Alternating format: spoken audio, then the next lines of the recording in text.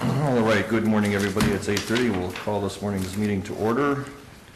And our first item of business is the approval of the agenda, and we do have two agenda additions this morning. One is the approval of the Department of Human Services grant for opioid use disorders, compliance and detox. And the second is construction change orders for the correctional facility. Move to approve with additions. Second motion. A motion and a second. Any further discussion? Seeing none, all in favor signify by saying aye. Aye. Opposed, the same sign.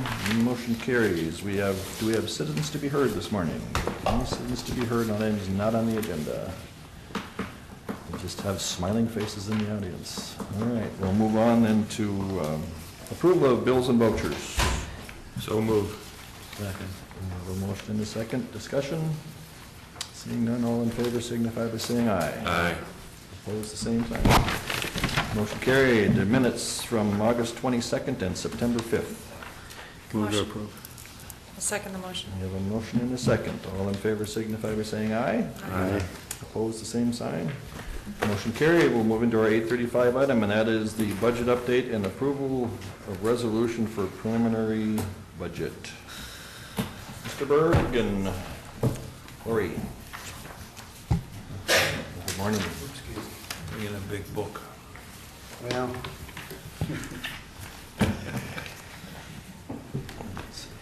Yeah.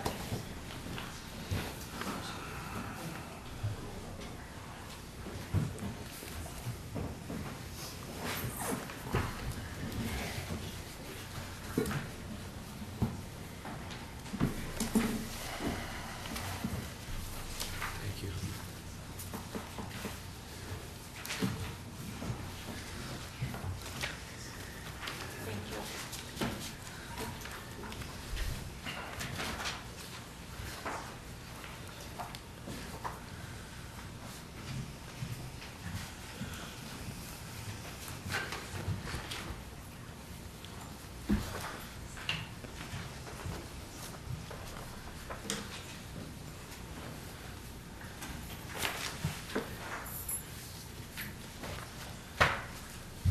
well, good morning, Morning. Mr. Chair and members of the commission. Good morning. You have before you a summary sheet on the top that shows the summary of the 2018 tax levies by fund, and you've seen this before, and we've been working with it and adjusting it and things along that line. This isn't where you want it to be. But we'll walk through it and see if you want to be there. If you want to make some changes, we can do that too. Whatever you folks wish. But you'll see a spread levy of 6.20%, and then there's a new construction growth in there of 1.49 with a net levy increase of 4.71. We've attached some information on this, and I think we've gone through all of the reductions and different things that you folks have suggested.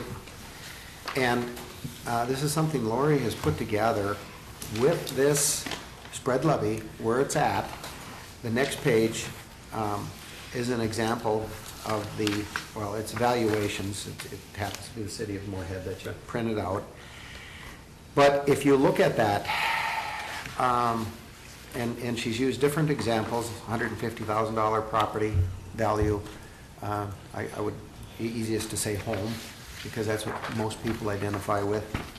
Or a $200,000 property value, $250,000, and then a $415,000. Now, if the property has not increased in value at all, there's basically no change. It's a 0.22% change in the valuation. So on a $200,000 home, if the value has not changed, the county property tax will increase $5.53 for the year. On a parcel of that value. On a what? On a home of that value. On a home of Yeah. $200,000. Now, where the taxpayer sees is the value of their property goes up. So they're going to pay more, but they have more to pay on as well. So, you know, it's a perception sometimes, but also, just so that you're aware that what you have in front of you is a levy increase that is basically flat on the same amount of value. So the increase will be on the increase of their value. If they go from $200,000 home to $220,000 home, they're going to pay that percentage increase on the $20,000 increase in value. And you know, I guess that's kind of laying it out how it is, okay? And so that, but it is a 6.20 increase in the levy with those figures. Now, just to explain a little bit about that increase is a $1.815 million increase in the levy, as you see down there. And if I can talk about that, I think everybody understands that costs increase sometimes. And I've talked about this, or we have talked about this as we've gone through this process. Your insurance cost this year for your employees was $722,000. You'll see up there under 2.5, and I'll call it a general increase because COLA can be interpreted differently by different people. So the general increase that you had agreed on with many of your bargaining units, your union groups, was a 2.5% increase. That's $656,000 it's going to cost you. And then the step increases or the general increases that your employees get as they advance in their seniority, I estimate around 2% at around $500,000. If you add those three together, that's $1.878 million. Those three items alone are more than what your levy increase is coming up with. So the reason why I throw that out is you've got those fixed costs with just your personnel going on, let alone fixed costs if heating increases and depreciation and other things that increase that are not within this budget, that they are coming out of reserves, and we've talked about that as we've gone along. So you do have a resolution supporting this increase in your levy. I do have another one. Let's see it. If you choose to look at this one,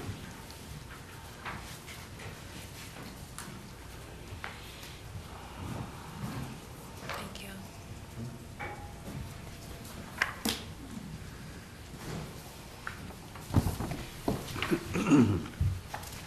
Say, Brian or Lori, before you get into this one, when you showed those comparatives, assuming that we would have the same value or the property would stay the same in the city of Moorhead, last year there was a significant tax shift from ag land to residential in town. Is there going to be more of that, and is that reflected in this? Honestly, you'd have to talk to Nancy on that, because I just get the total values. Okay. I'm thinking that probably it was more level this year, where ag land stayed the same, so Okay. there probably isn't as much of a shift. I Maybe there was a wonder- little bit of a drop. I wonder if, before we would do the final levy, if we could have that information available to us. Brian, if somebody can talk to Nancy and... I have visited with Nancy about that very topic, and there isn't much of a shift, as Lori is saying. Compared to last year, there was a ag land, yeah. fairly significant shift. Ag lands have not gone up. They have gone down, if anything, so there is going to be some shift to it. Yeah. But that changes this. I think there's a bigger change for payable 2017 of the shift. There might be still some shift left, but not as much as last So year. I guess what I'm saying is that even if we adopt this and the parcels do remain the same in value in That Moorhead, wouldn't change. it could still change because of the tax shift. Not really. This is No. strict. I just took the total value, so this would be the rate. Okay, that Yeah. is the rate. Yeah, and this is not only the city of Moorhead, this would be countywide, Sure. this change. So Okay. I Right. just happened to use city of Moorhead, but Right. it would It'd be the same. whether in it's Holland. Barnesville or, okay. Okay, thank you. Brian, you can go on to this next one. Okay, what you have in front of you is the second sheet, and this is reducing the levy by $250,000. We did discuss that probably about 2-3 weeks ago, that if you want to see a lower levy, and if you take another $250,000 out of reserves to fund this, your levy can reduce to 5.64, or correction, 5.35, which is the spread levy on that top sheet. Your new construction remains the same, and your net levy increase is 3.86%. And if you go to then the second page, the one you just were referring to, you will see actually a reduction of the amount a person would pay on their property if it stays stagnant. And we will agree, most properties go up in value. You're seeing that. The value of people's property is going up. But on a $200,000, and you know as well as I do, that varies from property to property. It's not 10% across the board. Some are 7%, some are 16%, some are 26%. My value went up 26% last year. I'm happy about that, frankly, because it's worth more. Not many people look at it that way, but anyway. That's nice at the time you're selling. Well, yeah, but you know, it's more asset when you have it as well. So and I know a lot of people don't look at it that way, so that's reality. So what you're seeing, if you take another 250 out of reserves to buy this down, you will see actually a less payment on the same value. We know the values aren't going to stay the same, and I know the public doesn't look at it that. They're going to come in and say, hey, my property tax has gone up by such and such, and we'll say, yeah, but what has your value done? And we know you guys have to deal with that. So that's why we're giving you an option. I will say this, that Lori and I feel that we recommend that you go with the first one and not take the 250 out of reserve, because it is kicking the can down the road. It's fixed costs that you are establishing to your budget, and unless you reduce the number of employees in future years, and we don't anticipate that, your costs are going to grow with that. So just a word of caution. So that 250, will we get scolded by the auditor then if we do that? No, they don't really care if we decide to use that. It's just if we fall below the half of our operating expenses, then we kind of, it's like they say, well, that's not what we recommend. So if we fall below that level, then they would discuss that. We have that argument with them all the time. How much headspace do we have? We're not quite even at their recommendation yet. I mean, we're fairly close, and some of the funds are good, but the general fund is not at the level that they recommend yet. It's below it. It's below it, yeah. Even with the 250, right? Yeah, no, even with, we've got, a ways to go before we get to their recommendation.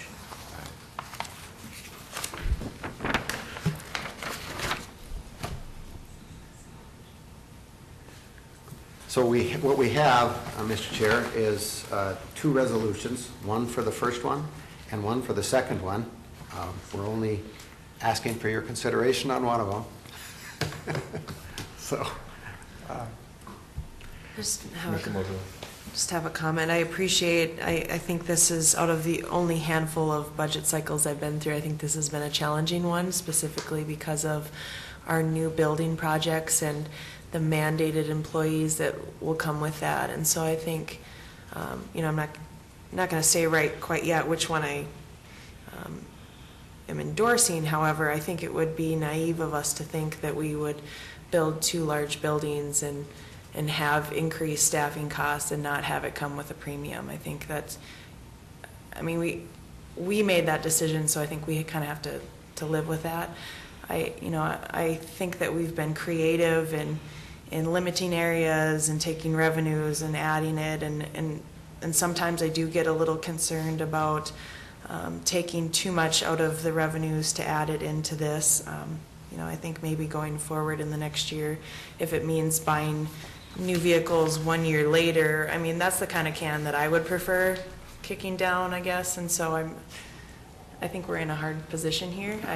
From someone who owns farmland, I can appreciate seeing a decrease, because I know that that's something that's taxed at a pretty good level, and that's what I'm hearing from constituents. You know, I think that, yeah, it would be nice for Moorhead to see a decrease. I think the city of Moorhead has an increase as well, but I think it's minimal in comparison to the new items that we will see coming on in the next year.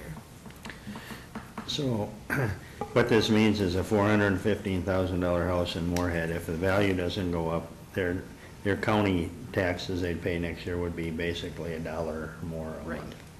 $1 more a month, right?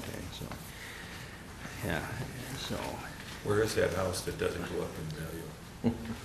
well, yeah. My property went. I think last year, you know, there were some significant increases in the valuations, which I know a lot of people were concerned about. I don't know about this year, if there, you know, there probably won't be a lot, so, but, you know, and then the other issue, you know, I mean, I understand, I mean, both of these are difficult, it always is, but, you know, we don't have any control over that health insurance issue, which is, you know, really what caused the problem this year. If we wouldn't have had the, It would have been a decent shape. yeah, we would have been in pretty good shape, 2.6% so. right there. And I think the public appreciates that too, the issue with health insurance.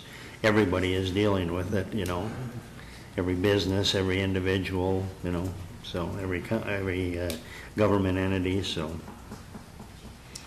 Lori, the $32 million number that was the tax levy for 2017, what was our final actual dollar amount compared to the 32,168? What was the actual? The spread levy was 29,282,000. If you just go straight down the line on that summary page. No, I'm talking about, that's, you're subtracting off the county program aid there. I'm talking about, in 2017, we anticipated having to tax our people to cover our budget, you know, for the expenditures over revenues by 32,168,000. Right. What did that number actually end up being in 2017? That was it. The 29? Yeah. Well, the 32, and then you subtract county program aid, then it's 29. Okay, I mean, these are comparative numbers. and so we ended up right on with what our levy versus what we. Oh, you mean actually what we collected? What- Is that what you're asking? Or what we actually levied? What we levied is this. I know what we levied, but what was the actual ending number for 2017 that we collected so many revenues and we wrote out so many bills? What was the ending number? Because that's kind of what our levy is supposed to be for. Well, this was the number. I guess I'm confused on what the question is. We set the levy, At this. At that. And that's what we levied, that's what we levied for 2017. 17, right. Okay, well, okay. I think, Mr. Chair, I think what okay. he's asking is, I should- what did we levy and what did we spend? And In did we 16. have any space? I in should have said between? for 16, because we're. Or for 16. You know, we're comparing, you know, we're comparing this to a final levy number, but we don't know if that's going to indeed be what transpires by the end of the year. Are we ahead, are we behind? So I try to see what happened when we levied in 2016, and at the end of 2016, what were the differences? Did we end up adding to our surplus, or did we? I think we added to some funds and we didn't, I think But- we were about $1 million But in the hole in social services. Okay, but overall, where were we? I think we were a negative overall, I believe. I guess before. I guess I don't know off the top of my Yeah, head but because they're before just we finishing do, it up right now. before we do our final levy, I would sure Do you have a like copy to of that see with that you? number. It's gonna make a That difference. to fund me. balance, I because do. that should be pretty close. We've got that fund balance with the red headings, that. Yeah, you used to give us that two-page Yeah. sheet, and at the end it's. Yeah, I it's- think we gave it Well, out. we gave it out. Each A one of couple weeks these- ago, we gave it out, yeah. Hopefully Brian's got it in there. Frank's got it. this the one you're looking at? No, that's not what I'm talking about. That's That's not the not the one? sheet I'm used to seeing. It was one where we actually had, Oh, the blue heading one? it was a Yeah. really wide I could do sheet. that for next, well, I probably can't for next week, I'm Okay. gonna be gone. But Okay, well, when you get sometime between now and Absolutely. before we Yep, do no the problem. final, I'd like to Yep. see that, because that can, That double-page sheet that you're referring to, though, does follow very closely with this one as well. Yeah, it would just match shows- this. yeah, It would match the- that. The bottom line would reflect these figures. What that does, though, it shows each fund, and it shows the expenditures, and it shows the revenues. But this is basically a yeah, summation. because one of the things that always can skew it is road and bridge. Right. Right. And we can't put a lot of faith in that one. No, because but that's that one's- why, that one's I'd up like and to down. see the whole thing. And because road it- and bridge will keep going down and down now, Yeah. because we're spending, we got that big bonding in, and we've been spending all that money, so that'll continue to go down until we reach that end. A couple more years. Yeah. Yeah, but the revenue fund went up by about a million, little over $1 million. Road and bridge went down by a little over $1 million. Same with social services. So if you're just looking at those three big levy funds, we went down by about $1 million. And if you're looking at this also, you'll notice that public health is in the red, and that was because of the amortization of the underfunding of the Right. retirements. There's a new GASB that got instituted this year, so their fund balance is now negative. Just about all the funds went down. Right. One of the other things that has been talked about was the the cost of the new facilities and the expectation of the additional payroll. And we did anticipate that. And that's part of what the over $1 million a year we were spending before, that's no longer need to be spent in terms of for our shipping out our inmates. Right. That was going to be used to offset the cost of all these new employees. Right. The part about 2018 that is kind of a one-time kicker is the fact that we've got to double up some of that for, we're still going to be transporting for a significant part of 2018, but yet, and then at the same point, we're still going to be bringing in these mandated employees by the DOC's mandating. But we didn't No. bring in that, we actually cut that amount. We did account for 500,000 of that. Yeah, you did, We you reduced did, that you did take that overlap out of by there, 500, and I still want to hear about, if we can check with bond counsel about if those things apply to one-time usage that can go towards, because if we have excess bonds, when this is all said and done, and we pay all our bills and there's still money left, and if those things qualify, it's much better to use it towards that than Then the one-time cost, sure. yeah, well, to be used for one-time costs. That's what I'm saying. Which takes the burden off of our taxpayers by, there's no sense in bonding and having that sit in the bank because you can't spend it. I'm just saying, if we end up with more bond money, we should look at all of those options. And maybe we'll have a better understanding of that, or a closer understanding of that by December. I hope we Later can. this year. Do homework on that a little bit. I've said my piece, I guess. I was hoping we could see this at 3. We listened to you, and the facts are what they are. I mean, I think that's the problem. I mean, the reality of it is the things you mentioned with the increases for employees, the step increases, the insurance, they are what they are, and I don't know what, there's really nothing we can do about those, so. And,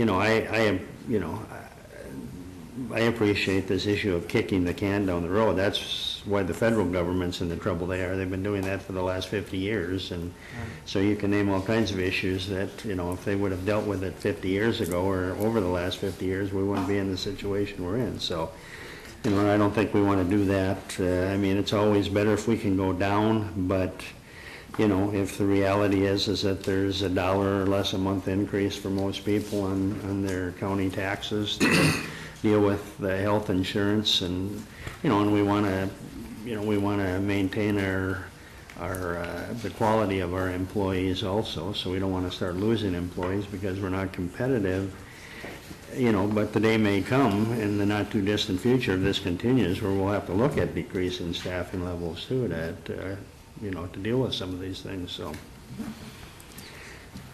and based on that, I would make a motion to approve the first scenario that you presented us with. That's the 4.71. That's the 4.71, the net levy increase. I'll second the motion. Discussion. From my perspective, this is less than a percent difference. And I think that there are some things that Commissioner Campbell has asked to have clarified by the time we come up with our final in December. And I would rather go with this option and then possibly approve the second option then. But I think we'll know a lot more in that time. Yeah, every year, since I've been on here, once the preliminary has been set, it's never been changed. This is the year my goal is to see a change. It's my goal to see a change, and I'm gonna work with you to try to see if we can do that. Just once, I'd like to just see it. And the only way you can change once you set it is down. Correct. So I will vote for this motion with that in mind. Any other comments? Well, I'd just like to say, along with Commissioner Whalen, we've got the health insurance, the step and the COLA. We're backed into a corner, there's no choice. So, One thing for clarification too, for the public. Earlier this year, or I can't remember, yeah, it was very early in the year, we went out, it was last fall, I guess, but we went out and we really talked to our citizens about passing a half-cent sales tax to pay for this facility to avoid having major property tax increases.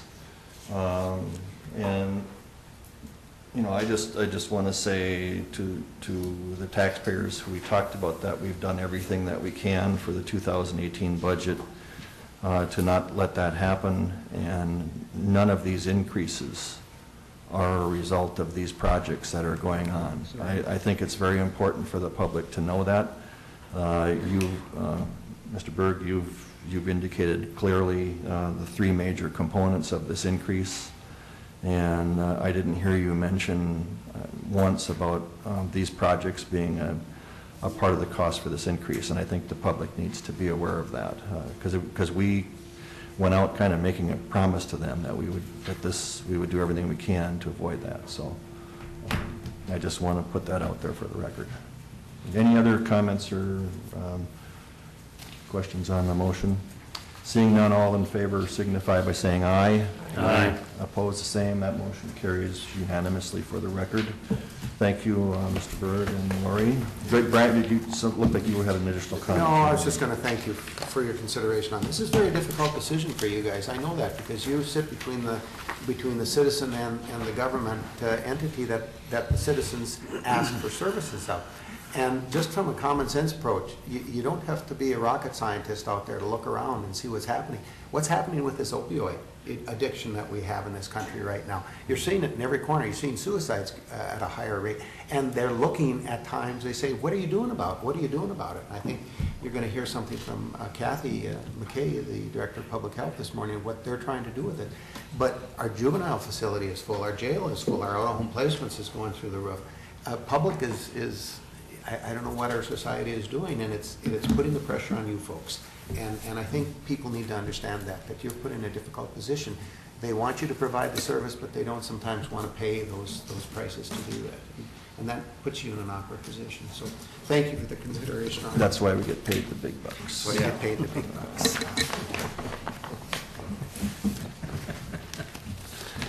All right, thank you. We'll move on to our next agenda item, 850. It's a demonstration and proposed pavement management project. We have SRF Consulting, Braun Intertech, and Dave is here.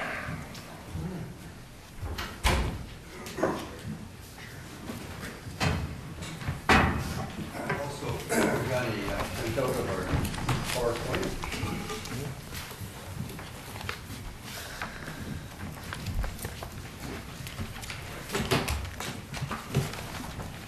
Thank you. Dave, do you want to kind of lead off and do some introductions here? Yes. So, about a year or so ago, maybe it's even a little bit longer, I know there was a teamed effort here by SRF and Braun Intertech to do a pretty involved pavement management project, preservation plan, and report. And I know our neighboring county, Otter Tail County, did one. And it turned out really nice to a point where he was doing demonstrations at our National County Engineers Conferences and our other technical transportation conferences, and I really thought it was a good idea. Every year, the counties get pavement data from MnDOT as part of the gas tax dollars. I think it's a half a cent or so of our gas tax goes into account. The money gets to get spent on counties, and one of the things they do is they do pavement data collection. So we all get this data. We, in the past, have hired a company to do some collection of this and analyzation. We really haven't been able to spend enough time on it, so I think this is going to really jumpstart our pavement management program to take a look at our existing data, our shortfalls, what it would cost to make the right fixes, find out where the pitfalls are so we don't have roads that are getting close to needing maybe a small rehab versus a complete reconstruction and things like that. So I've got Amy Grothaus, she's from Braun Intertech, and Craig Vaughn from SRF, and they've done this for, how many different counties have you done this for now? Well, just backing up a little bit, so this kind of started from a research project through the local road research board. Both of our companies were involved in that project. That project had 5 pilot counties where we went through this process. There were two counties in the metro area and then 3 outstate counties. So we worked with those 5, and then since then 3 or 4 others. 3 to 4 others. Yeah, that we've done, different pieces of the analysis process that we're proposing for Clay County. Otter Tail's probably the nearest one. Sure. Guys, yeah. So we talked a little bit about scope. Otter Tail's scope probably was a little larger. I think if you remember during the budgeting process, this is a 2018 project for Clay County. The cost for the project is fairly significant. We put it in our budget. We talked about it at Highway Committee a little bit. We did tailor the scope down a little bit from what Otter Tail has. Their system's not quite like ours. They don't have any gravel roads, and we do. So I think we found a scope that kind of met our needs and kind of moved forward with it. And we'd like to give you a little demonstration. I thought since it's something that we don't normally do to this, even for Clay County to this extent, I thought it'd be nice to give you guys a good demonstration. And I don't think this is the last that you'll see of this. I think part of this plan also includes more outreach. So it's not like we're going to show you this and you'll never see it again. So it's something that's going to kind of grow a little bit. We're going to gather feedback, and maybe we'll kind of get started on the PowerPoint. Okay. Well, first of all, thank you for your time today. We do appreciate you letting us talk about what we're proposing for the county. Really, the work that we've been doing for other counties and what we're proposing for Clay County is really has 2 steps. The first of which is looking at the state of your highway system, so gathering and utilizing the pavement information that you already have, looking at how the system is performing, sharing that information with both the board. Dave just mentioned the communication piece. We would probably be in front of you hopefully numerous times talking about what it is we know about your system and what it is we think needs to be done to maintain the system. And then the second piece is really just looking at how can we preserve the system based on the funding that you have available. So some of the more detailed steps, I guess, that are bulleted out there. The county has a pavement management program called ICON. That system stores and maintains lots of information about your roads, geometry, surface type, condition, age, and then it allows you to take that information, project conditions, so you can determine where you're going to be 10 years from now? Is the system going to be maintaining? Is it going to deteriorate? And then it allows you to input different funding levels, so you can determine if we put in $5 million, what's going to happen to the system, or what types of projects should be done. So we'd be using the existing pavement management system, looking at roadway conditions. Craig will get into talking about a county sketch tool that we would use to look at some of the different funding pieces. We would do what we refer to as a gap analysis. So like anything, there's the money that you have and then the money that you need. So what is that gap? What's the difference in between there? So we would be determining what that is, and then again, sharing that information with both the board and the public. And then once we know the condition of the system and how it's performing, getting into how are we going to creatively preserve the system so that your pavement lasts longer. So these are some slides that we've put together through the other projects or some of the other counties that we've worked with. One of the key things we always look at is pavement age. So this comes directly from an agency's pavement management program. In this example, you know, there's about 10% of the system is less than 5 years old, but sort of the alarming thing is that more than 50% is more than 20 years old, which means a lot of the system is getting towards the end of its life cycle. That's when your repairs become extremely expensive. Dave had mentioned that counties get condition data from MnDOT. So that data comes on a 4-year cycle. Each county within the state now has at least 3 sets of data. And they're actually kind of going to be changing their system where they're going to deliver the data every 2 years now. Counties have asked that it be delivered more frequently.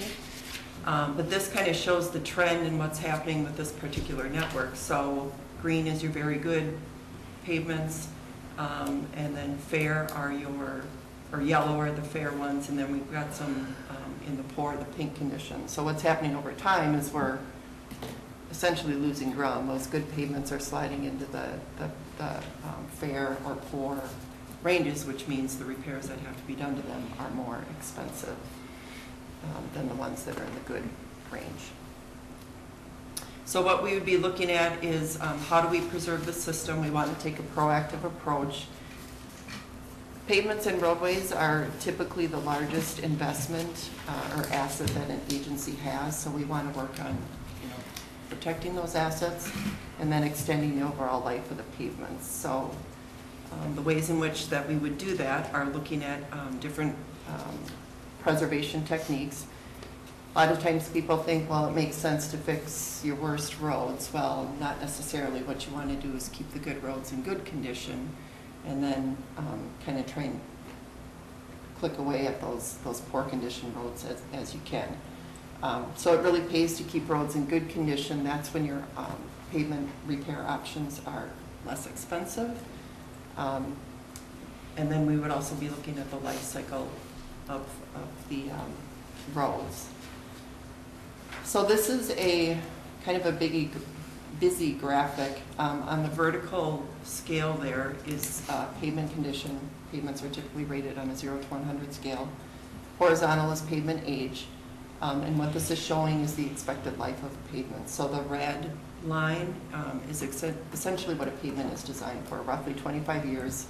That's what happens to your road if you don't do any timely maintenance activities to it to help prolong the life. So what we're trying to do when we work on these types of projects is get that blue sawtooth curve. And what's happening there is the pavement deteriorates. We want to time some type of maintenance activity, like a seal coat, for example, that increases the condition, and then the pavement deteriorates more. We may time another type of preventive maintenance.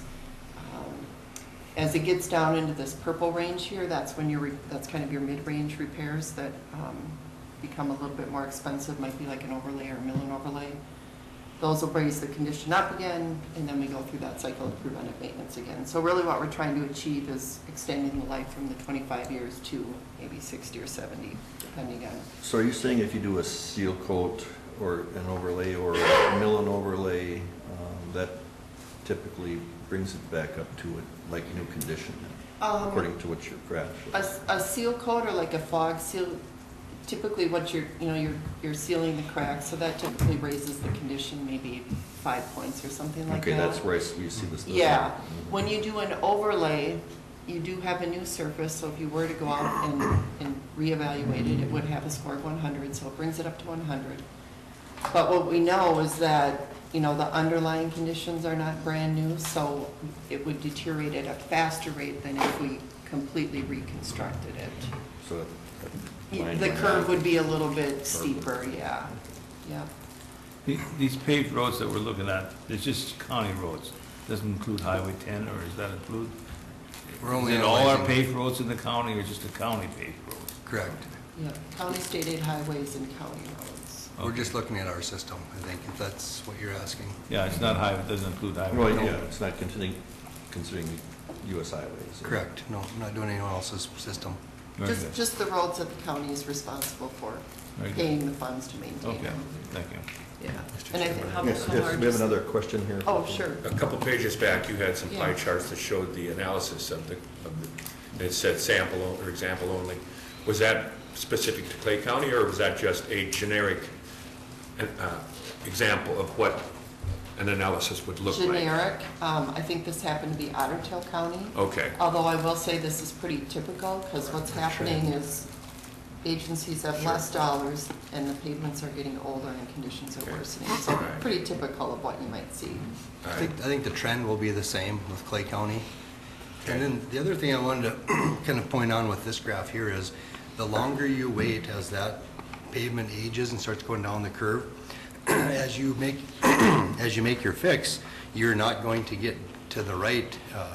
The more you wait and get down there, no matter what you start adding to it, you're never going to get out to that 60 years. So that's why you want to kind of get on those fixes sooner. Otherwise, you can keep going up and it'll go down and up and down, and you can get all kinds of saws in there, but you maybe only get 40, 50 years. But Well, to get to 60 years, you're doing multiple repairs. and you got to do it sooner when it's up higher. Otherwise, once it starts going down into the purple and into that pink, no matter what you do to it, you're not going to get over as far. It's just you run out of time. Yeah, if you're doing the repairs too late in the game, it really shortens the life of the repair that you're doing. And something, a county road that might have been built 40 years ago may not have the proper subsurface compared to today's standards, that by repairing them, it might not be For sure, doing nearly as good, because you've got absolutely. a bad base to begin with. Yep, and the other thing that's happening is roadways are subjected to a lot more traffic than they were probably designed for, so that Heavier. just expedites the life that you're getting out of them.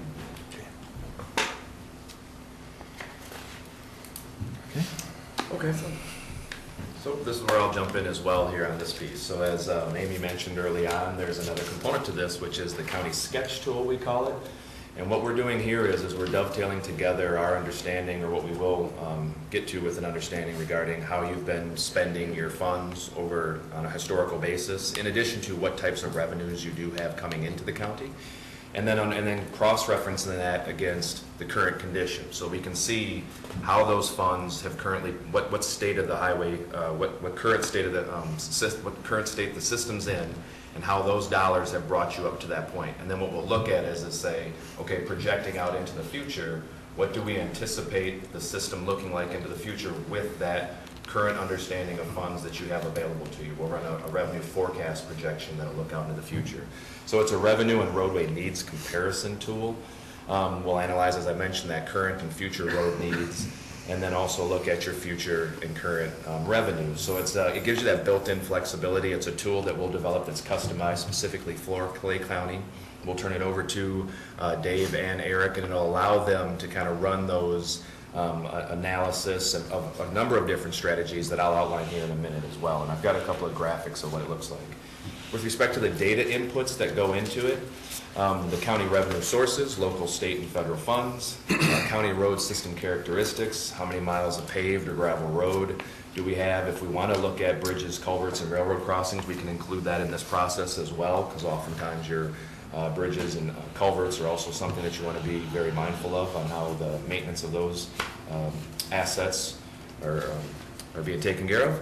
And then from a county maintenance activities and cost standpoint, looking at annual routine maintenance, getting a feel for what is this county currently doing, and what are the operation and maintenance, how are they currently applying various operating and maintenance processes to the roads, bridges, and culverts. So that all comes into play.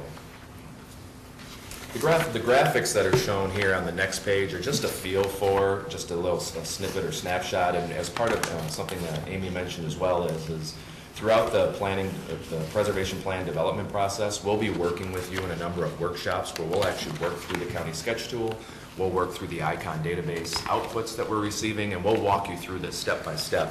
But just to jump back to the slide here, this is just a couple of snapshots that we have from another sketch tool that was developed for Chippewa County. This one happens to be, and it gives you a feel for the look at the maintenance practices that come into play, the maintenance types, some of the resultant costs, as well as that short, long, and midterm type projection of what some of the needs are for that particular county. Those are similar outputs that we'll develop and present for Clay County. The sketch tool also allows us to arrive upon a gap assessment. So as Amy mentioned, you want to understand, okay, how much money are we currently spending from an annual expenditure standpoint with the green arrow there, and then what is our current annual funding gap given what our annual roadway needs are. So we can identify and determine what are our annual roadway needs. In this particular case, it was $7.2 million. We have about expenditures of $5.5 million in this particular county that we're able to apply, and therefore we're roughly sitting at about a $1.7 million gap to maintain our system. And that's given the current state of what the maintenance practices were for this particular county. What the process, this preservation plan process that Amy pointed out, does is it says, okay, let's take a look at that. The next graphic on the next page is just a graphical representation of what that operating and maintenance practice for this county looks like over a 20-year basis. You typically want to look at it on a 20-year basis to give yourself a long-term planning perspective and feel for what your county needs are. In this particular county, it was $35 million gap. So the solid line here for this one is what they have as their forecasted expenditures and what forecasted expenditures and needs, and then the dashed line is a forecasted revenue projection. This is something that would be presented for Clay County as well, so that you can understand, given where you're currently at, or maybe what your ideal condition is, as we looked at on that sawtooth, what is the state of the county system, and how's it looking out into the future. The graphic shown here is a representation of, once again, tying it back to your current pavement management system and the database that you have available to you. This, once again, is looking at, okay, in 2016, or current conditions, let's just say, this is what your county system looked like. So as the commissioner had asked earlier in the previous example, it was just giving you a feel for where was that at as it stood today. But the ICON database can actually then project out, given your current practice and how things are being applied.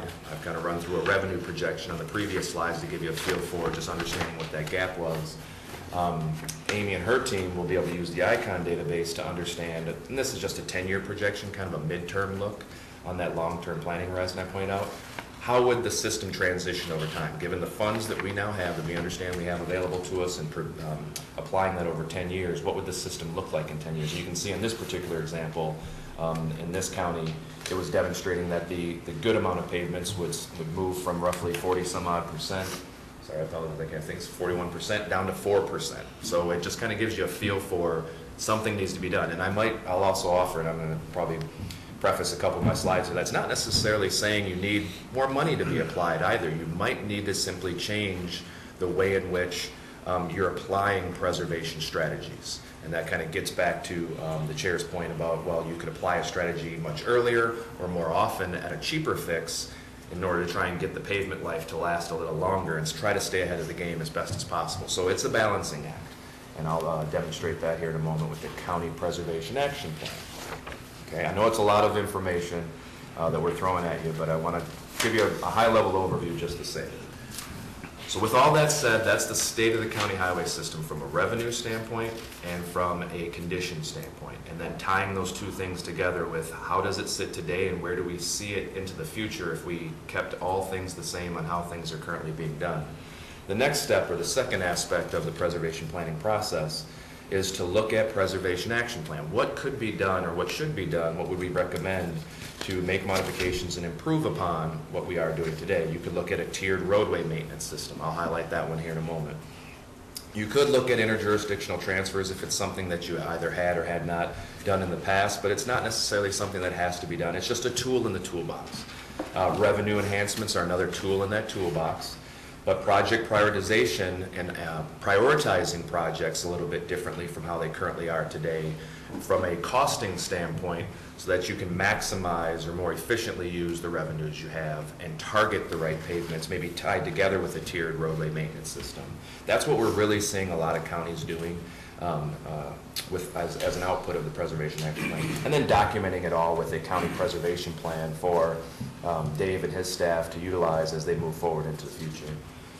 I'm going to linger a little bit on this one here as well, similar to the sawtooth graphic that Amy did. This is a pretty powerful tool that we've seen in a couple of the counties. This one was born out of a little bit out of the local road research board project that Amy mentioned early on with Freeborn County, Otter Tail County, Anoka County, and others looking at this. Chippewa County has currently moved toward in this direction as well, where they're saying, well, we have X number of roadways out there in front of us, and we understand that they're utilized in different fashions. I think one of the commissioners mentioned earlier from a farm owner's perspective with respect to the previous discussion you had, but maybe they have a farm to market or farm to market product they need to move or transition along these roadways. Maybe that serves a higher purpose in your transportation system.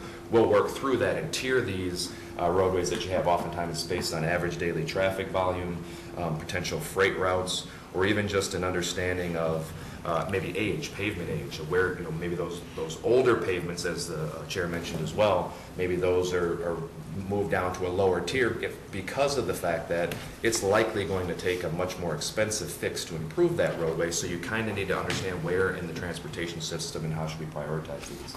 So this is just an example of that and tiering the roadway system. This is just another graphic from a particular project where we had laid out how many miles we'll bin the number of miles in each tier, each category, present that to county staff and the county board for consideration. Let's also keep in mind that the gravel mileage does get taken into account as well. Maybe not so much from a condition standpoint, but from the standpoint of what does it cost to operate and maintain those gravel roadways. That will be considered as well. Go ahead, Amy. Well, I was just gonna, one other thing about the tiered systems.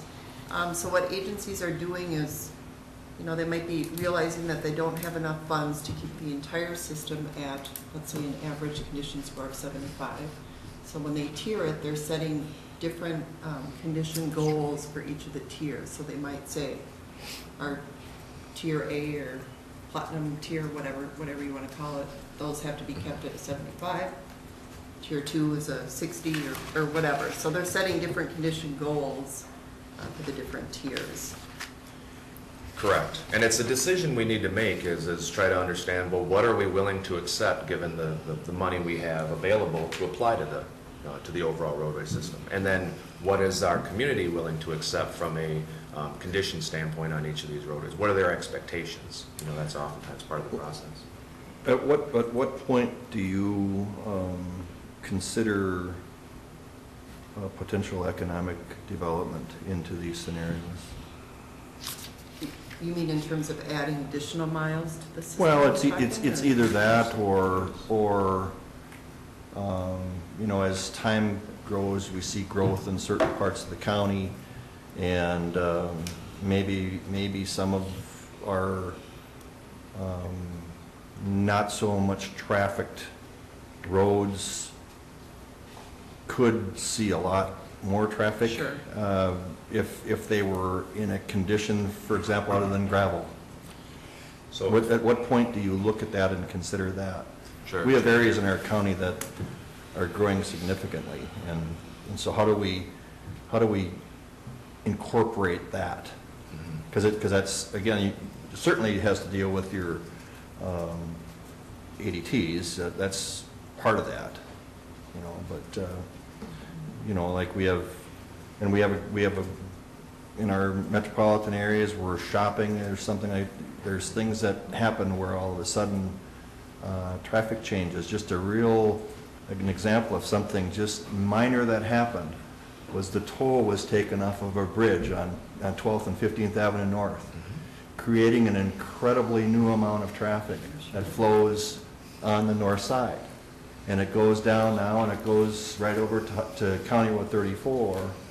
And Commissioner Gross and I have been hearing comments about a little gravel road that now extends east to the northern part of Dilworth has got massive, and that's not even a county road, but it's got massive traffic on it as a result of some of these other occurrences and development have taken place. So at some place in here, we have to be looking at issues like that in this process. And do you do that? Yes, Chair, members of the board. So the process in developing the tiered maintenance system, it's not us impressing upon you or telling you how we should tier that system. It's a collective discussion, and it's a collaborative process. And I would offer that not only would we be working with county staff and using the knowledge that they have regarding land use, right? So it's the various land uses that you have throughout your county and understanding how do we understand that land use to function today with the adjacent transportation system, but how do we anticipate that land use to maybe change into the future, as you've pointed out. In removing the toll on 12th Street, that will significantly increase, for the most part, the traffic volume that's going to want to travel across that bridge, affecting the adjacent land uses. We'll have that as part of our discussion with county staff. We would then, as part of our first workshop, then present that information and augment it some or modify it some based on the county board's input and perspective, and then we can tweak that within the system and modify the tiers, because I think that's extremely important. You know, we'll also utilize and leverage the functional classification system. Functional classification lays out the hierarchy of the transportation system. Is it a principal arterial, minor arterial, collector roadway, et cetera? That'll oftentimes indicate or dictate what the anticipated land uses are adjacent to those roadways. But we'll utilize that information as well in developing the tiered maintenance system. That answers it. It did. Yeah. And the one other thing would be, we talk about the costs of maintaining roads itself, but how about other infrastructure needs? For example, when you get to heavier traffic and all of a sudden you're requiring these expensive street lights and things like that, are those incorporated into a plan?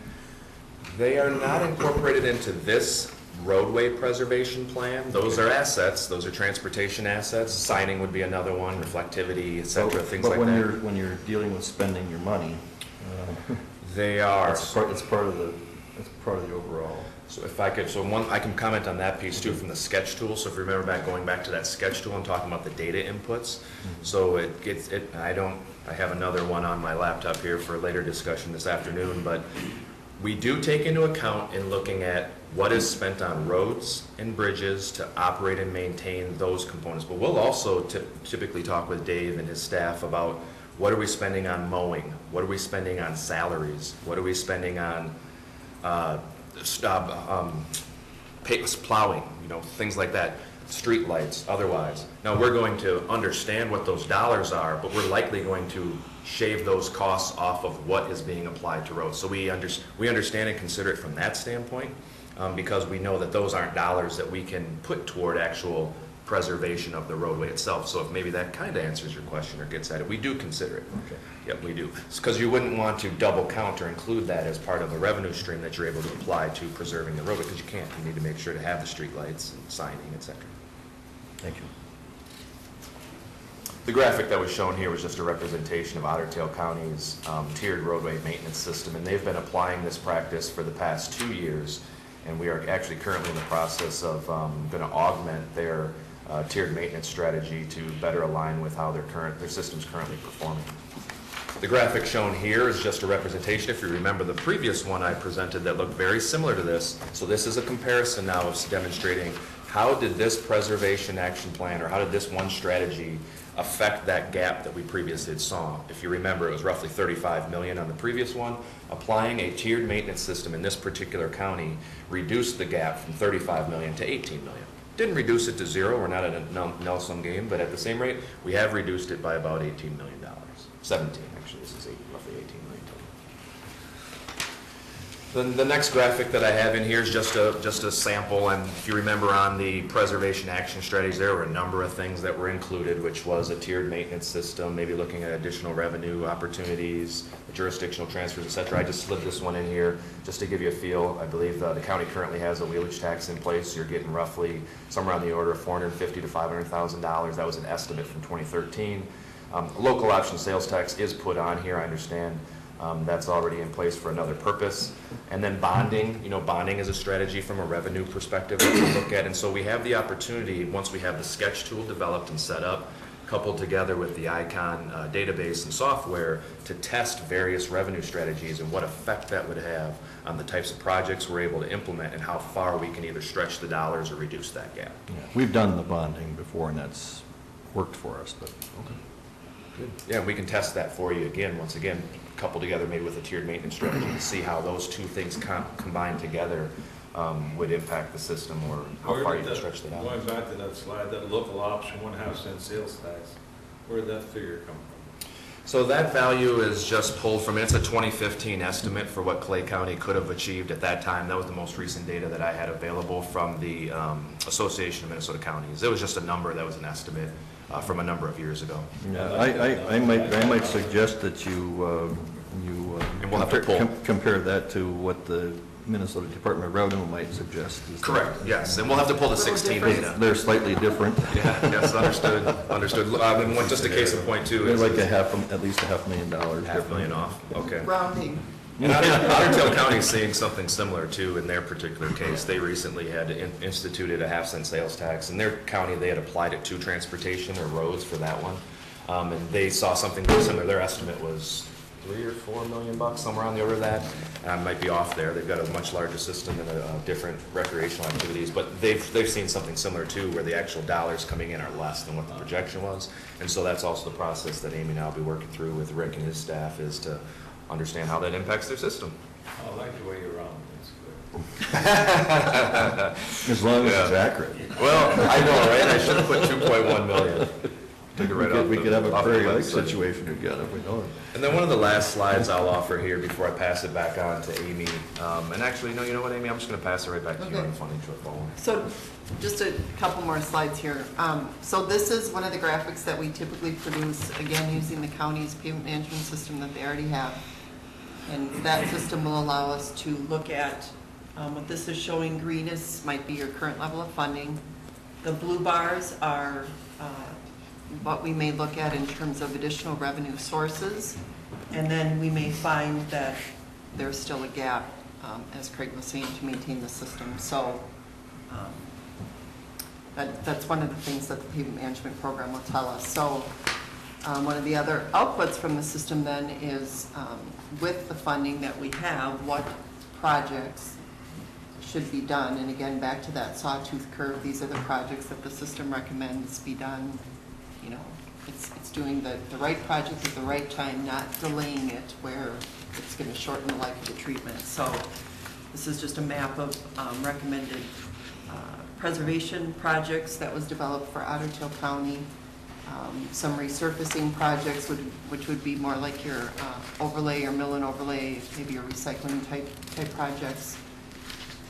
And then the last one is the reconstruction projects. And typically agencies are really just fully reconstructing, maybe for geometric design purposes, or as you were saying, maybe we've got to the end of the 60-year life and we need to do something more to replace that base or whatever. So those are the type of things we'd be able to produce for the county, is real detailed capital improvement plans of what projects should be done, on what roads and when.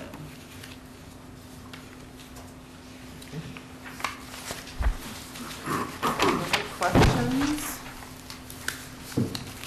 So, Dave, you said this, we talked about this in our highway tracking, and I don't know if I was taking a nap that day or what, but I guess I don't remember talking a lot about this. I think when we talked about, like, right through the budget process, so it would have been the end of May, first part of June in that period, I guess. Like I said, it was for me, it's a pretty significant project. We don't do a lot of consulting, only on certain design projects or bridges. And I think this one was like around $60,000 for the 2018 budget. So maybe it was more during the budgeting process, but Okay. I guess I thought we talked about it, how we tracking. Yeah, I think I remember hearing something about consulting in your budget presentation, but I don't recall, I just didn't recall what was behind it and what the actual plan was that we're hearing about today, so. I guess my question would be, now this is, I mean, it's a great idea what we're doing here, I mean, but why is it that we as a county aren't doing this too? I mean, we have engineers in our office too. Why don't we look at the pavement? Well, here's, I guess, how I kind of came to the conclusion. You know, we got the data, MnDOT's given us this data, been getting it for years. We do have the Icon software that we pay for that as well.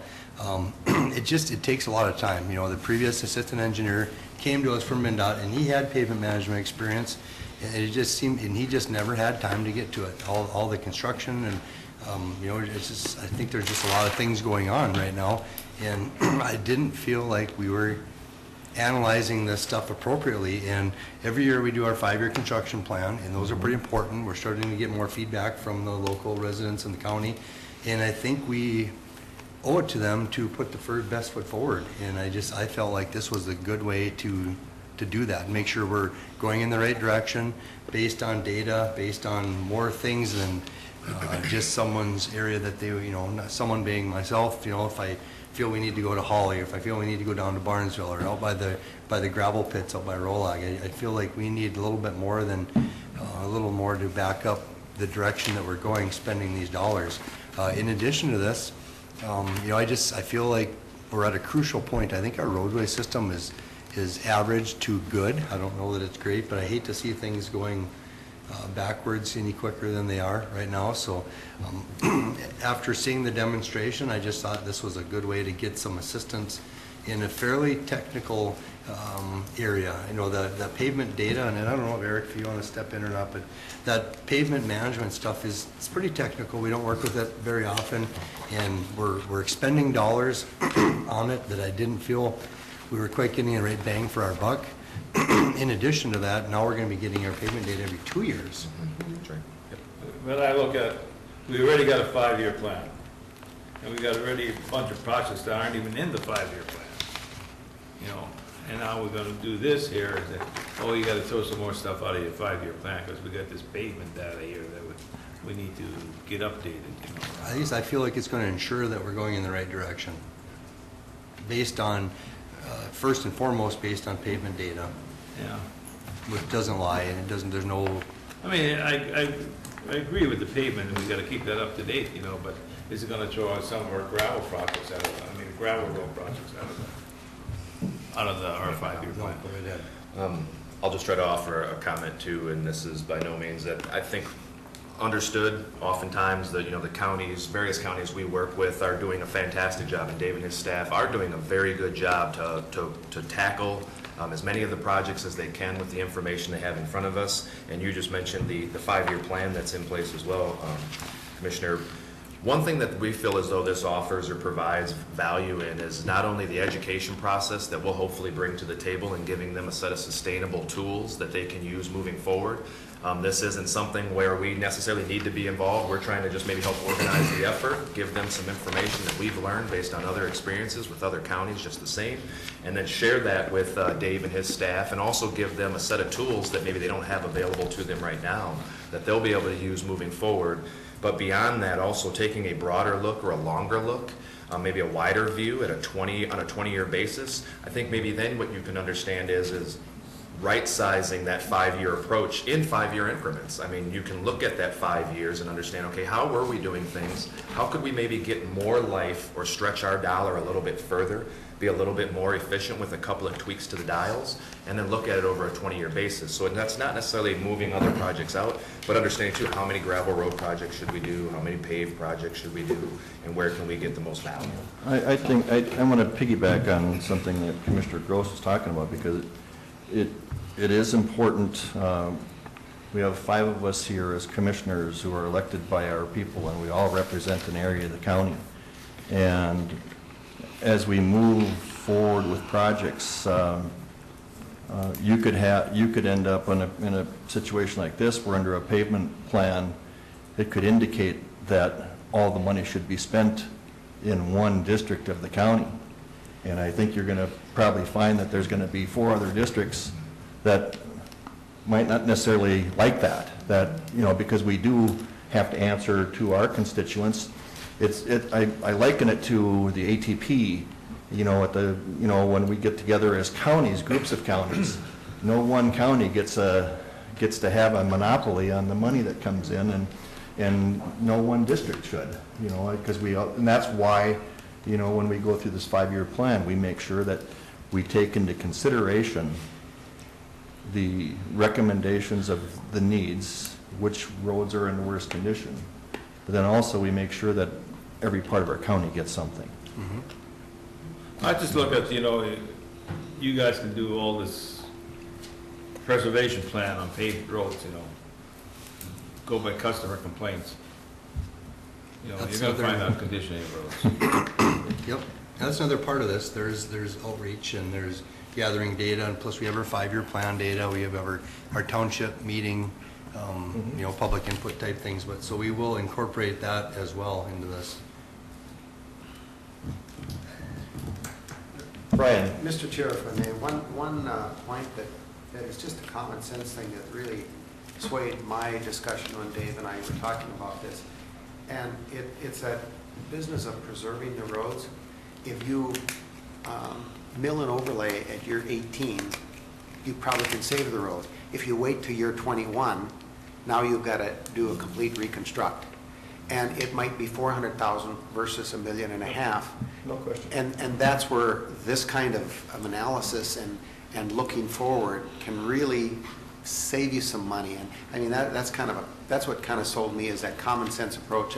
Yeah, that makes sense. If it breaks totally apart, then you've got to spend more money to get there. If it can help in terms of the planning, those types of things. Yeah. A clear example is County Road 13. It's now County Road 13. Correct. It was a road that I used to travel every day, going back and forth to work, and that was originally on the plan for $250,000 or something like that. And by the time they went in and they did the borings underneath, they found out that it was completely gone. They'd waited too long, and it ended up being a $1 million project, almost 4 times the amount. So any tool that can help our engineering department do that part is fine. And then through the planning process with highway tracking or whatever, then that helps maybe prioritize, but It's similar to maintaining your car. I mean, you don't get a Right. car and drive 60,000 miles without doing any type of maintenance. You I'm need getting to an oil time change those. tomorrow, so it doesn't fall apart. Yeah. I'm about 3,000 over. We were talking about that on the drive up. I know, not He good. runs synthetic, right, so she. Yeah. I'm sure. I want some there too. That's a bad example. But yeah, you want to time those activities so that you can prolong the life of the car. That's exactly what we're talking about with the county roads. So Dave, you have this in your 2018 budget? Correct, yep. To do this study? Yep. And is this, how long of a study is this? How long does this process take? Well, I think we talked about starting January. Yep, correct. I mean, really, it can take as long as we want it to. I mean, I would anticipate it being roughly 5 to 6 months.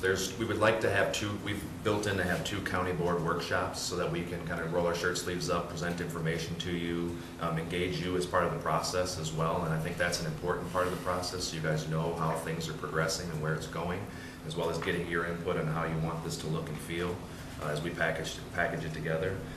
So I would say this roughly a 5 to 6, because you can do some of the work up front, have one of your workshops, do a little work, have the workshop, make sure that there's any tweaks or modifications we can do, and then package it together and move it forward. I know a needs assessment scares the heck out of me. Needs assessment? A needs assessment, because anytime we look for one, we find a lot of needs. Well, it's, there are a lot. huh? There are a lot of them. Yeah, but then it's, where the heck does the money come from to do all of this? Understood. So, it's- But, we've seen the funding gap that Craig showed there, without doing the tiered system, there's like $18 million that was saved just on doing a few things. So I guess my point in this was we're gonna try to save money, we're gonna prolong the life of our roads, and we've already got 2 of the 3 pieces that was already available to us. We've already got the data, we've got the software, we just need implementing this 3rd step. So I guess I thought it was a real nice project. Okay. So you're looking for approval to go ahead with this, or? No, I think it's just You've more. got it in your budget. You already got it in the budget. Yeah, just a demonstration, just to show you, because I'm really excited about it, fairly passionate about it, so I just wanted to share that. Very good. Thank you. Thank you. Thank you all.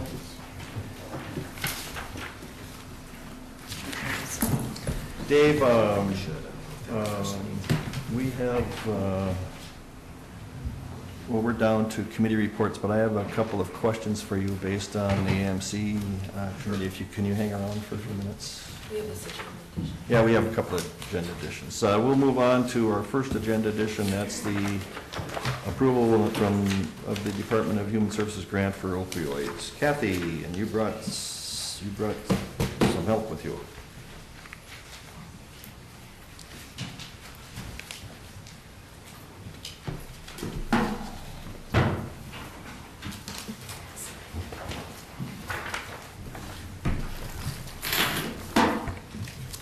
Good morning, Whenever you're and ready. Good morning. thank you for allowing us to have an add-on to the agenda. We just received this contract late Thursday, so, and of course, they like it expedited as quickly as possible. We talked about this, about a month ago or so. Troy and I worked on applying for, there was some federal dollars that came down to the state to apply in regards to, of course, the opioid crisis. That certainly has come to the forefront with all of the needs for the opioid, not only the abuse, but the fatalities. Alcohol is still a problem, so it doesn't minimize that there's other drugs as well, but the opioid crisis is something they would like to address. So Troy and I applied, wrote the proposal, and the Department of Human Services found that to be meet a need in this area, especially with our detox services, so we can serve the opioid clients. They would be the opioid abuse disorder clients, opioid disorder clients.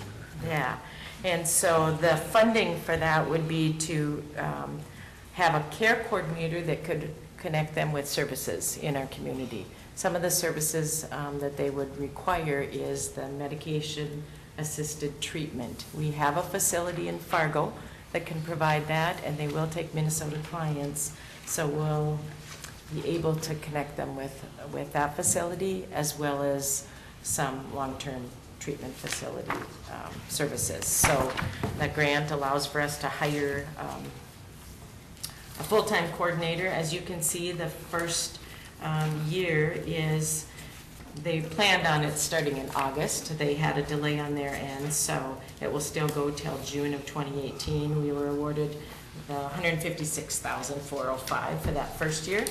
And then the funding for year 2 would be from July 18 through April 19. And that's total is $143,595. So there's a fair amount of funding for us to deal with the opioid clients that we serve in detox and transitioning them out to facilities. We did notify the Mayor's Blue Ribbon Commission. We're both a part of that, and so they're aware of the funding that we can serve. In our detox, we serve both North Dakota and Minnesota clients, so we'll be able to serve those clients with this grant. I think it's a great opportunity for us to increase the access to treatment and to reduce, hopefully, those that are abusing opioids, and of course, the ultimate goal is to reduce those fatalities. Troy, do you have anything you want to add to anything about the grant? Troy did go attend a mandatory meeting in St. Paul about this with all the other projects that they funded. Some of the contracts are signed, some of them are not. So there was 6 presentations of those that had signed contracts, and there's at least another 6 that do not have signed contracts yet. The Department of Human Services will put out some release of information once all the contracts are secured. Excuse me. Just looking at some of the benefits and stuff like that now. Evidently, you'd have to hire someone to do this. And they That's get correct. benefits right away. I mean, when you're looking at, I'm only gonna have a 1-year job or a 2-year job, we're gonna pay full benefits on that too then, huh? And for those 2 years that the person is. They would get into para and, Correct, yeah, this would be a full-time position because of all the work that is required, so they required us to have a full-time person in this position. Should- And it's for sure 2 years, oh, sorry about that. yeah, okay. So do we get the full money or do we submit costs as we go along? And we can't go over 156. Correct, we would submit the costs to the Department of Human Services. And so if we don't spend all the money, of course, then I'm not sure if they'll allow us to carry it over into year 2. And after year 2, they will determine if there's still a need and how the program has been working in our area. So potentially there could be more funding, we just don't know. I'm just looking at space and stuff like that. I mean, I don't know our committee on space. Do we have space for another person? That's a challenge, we have to find space for this individual. That will be a challenge.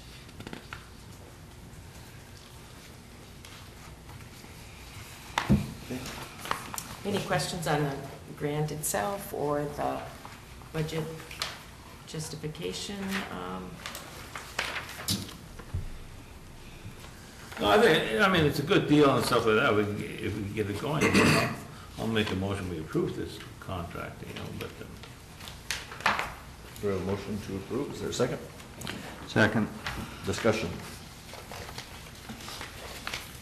Seeing none? Mr. Chair? Oh, yes, go I ahead. guess I have a comment on it. I don't have a comment on everything today, but this is a $300,000 grant. This is exactly what we've asked the departments to do, is to reach out and look for solutions to these problems that are just so current and in our communities. And I just want to compliment Troy and Kathy for reaching out, looking for this grant, and I hope they can implement it in the most efficient way for the most, because this is going to be an outreach program as well, as what you told me, that, so you're going to try to affect as many, not just the clients that come to you and then reaching out to them, but outreach education to the community as well.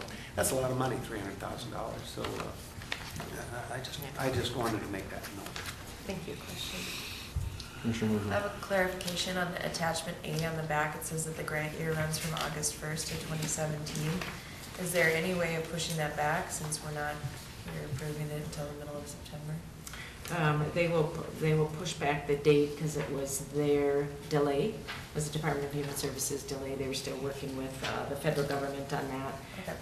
Okay. I don't think the end date, I think we'll just have a shorter period of time. We're hoping to have this signed, approved today, and then the Department of Human Services still has to sign, so I suspect we won't start till October. So I'm not sure what their, if they talk about that, Troy, at all, whether they would extend it. We'll have to work with them on that. My guess is their end date of April 30th, 19 is a budgetary timeline for them. Correct, and then reporting back to the federal government as well. Any further questions on the motion? Seeing none, all in favor signify by saying aye. Aye. Opposed, the same sign. Motion carried. Thank you, Okay. Kathy and Troy. Thank you. Good luck. Good work. Thank you. Okay, our next item, Brian, we have 2 change orders dealing with our correctional facility that we wanted you to bring forward today. And we'll start with the CR 13.1. Well, thank you, Mr. Chair. This is much easier to talk about than our budget processes. That was the toughest process we've gone through, I think, yet. And I think that's what Commissioner Mojo said too, in the years that she's been here, and it was tough. Because we know what you want, Should and have it's been tough here in enough to get there. 2008. Okay, well, the first item, A, under there, CR-13-1, is a door hardware revision, and I wrote a little explanation down there that this deals with the door that leads to the present tunnel, and that is keyed, and they have done repairs to that door, and they are suggesting strongly that it be keyed and repaired or replaced with new hardware to fit all of the changing mechanisms of the new facility. And we felt in committee that that should certainly be done.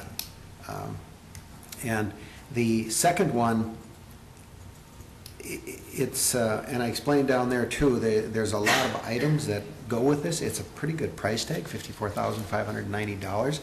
And it's to prepare the facility for temporary laundry facilities during this second phase of it.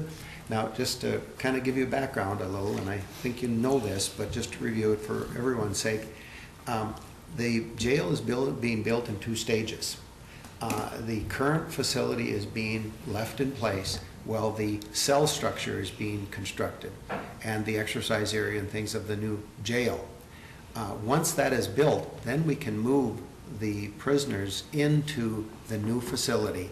But then the second phase needs to be built, and that's the laundry, the kitchen, the administrative areas. So they are going in there without the laundry facilities.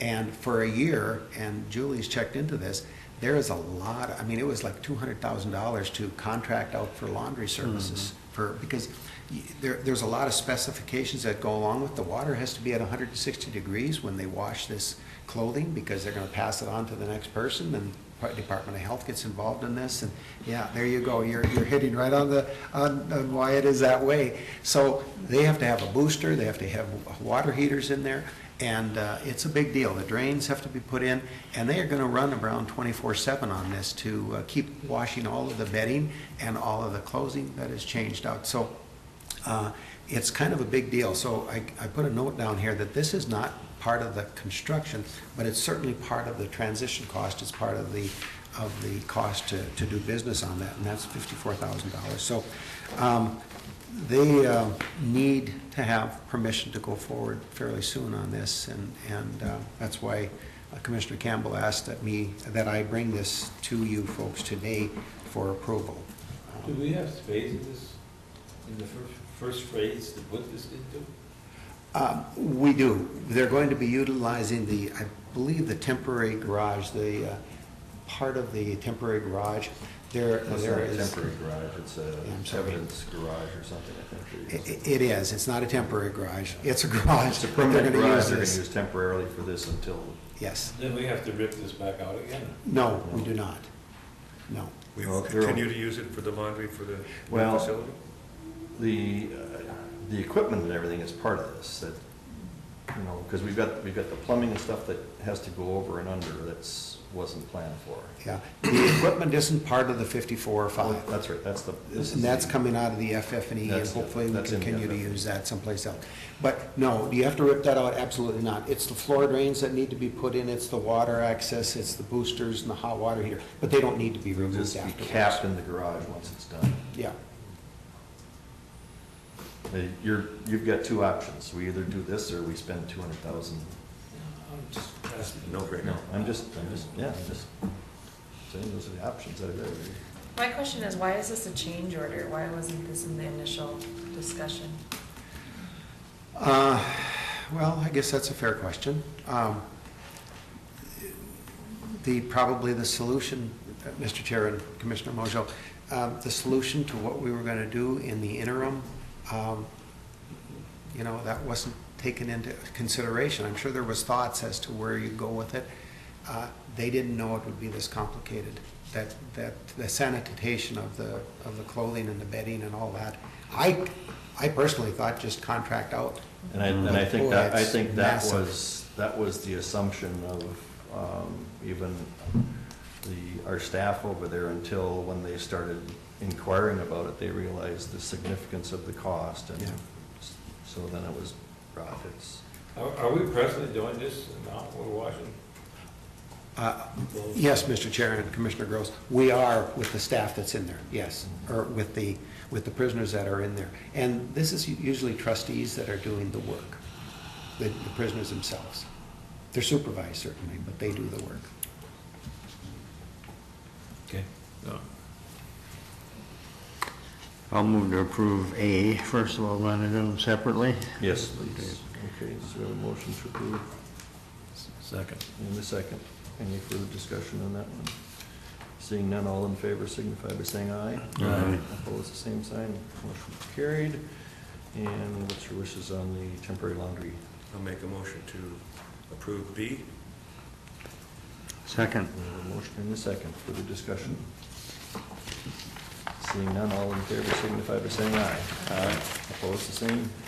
Motion carried. Thank you, Brian. And Mr. Chair, I should have included this, although I did include it in the memo. This does not increase the guaranteed maximum price that you have.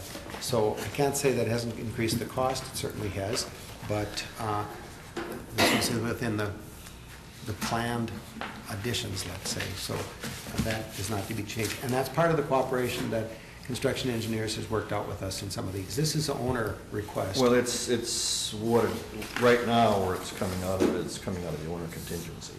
No, this will be construction, the contractor contingency.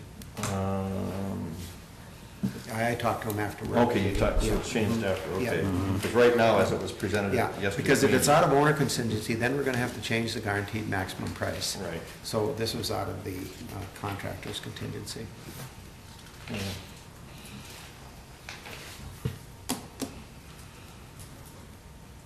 But even the owner contingency is within. Guaranteed maximum price, Mhm. is it? Yeah. Okay, I'd have to look at that again. I didn't think it was. Yeah, it's a, well, it's something that we agreed to as a cushion to the gross maximum price, that we expected there would be some owner changes. Right. That's where we actually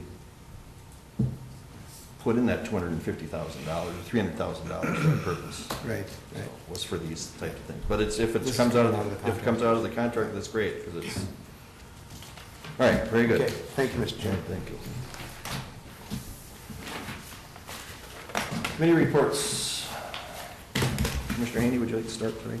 My committee report consisted of going to the Association of Minnesota Counties Fall Conference in Brainerd this past week, and I attended the Health and Human Services Policy Committee meetings, had several presentations there. Among them was from Emily Piper, the Director of Human Services for the state of Minnesota, had a very interesting presentation.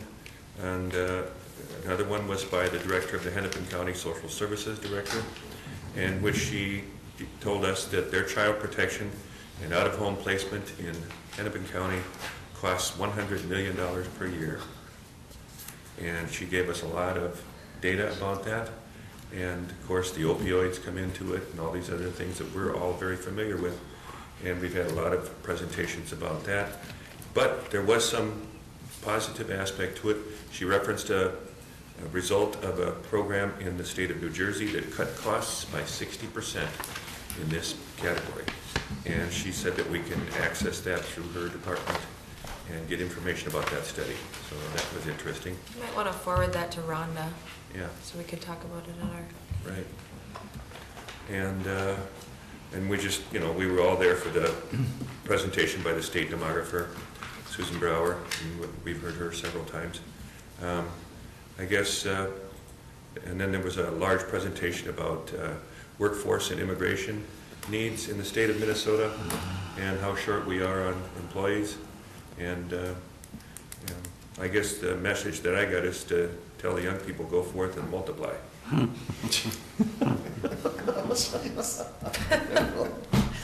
We're going to need workers. Thank you. That's my report. Say, if I can just piggyback on my report dealing with the AMC conference on the Transportation Committee, while Dave's here, because I asked him to stay in so he can leave the... Dave, are you aware of the new HUTDF revenue general fund. There's tax on rental vehicles and stuff like that. Are you familiar with any of that kind of stuff? And it's there's new revenue for CASA, estimated new revenue is like 23 million for 2018. Yep, okay, that one they're looking at a constitutional amendment. But then are you also, there was also on the local road improvement program, there was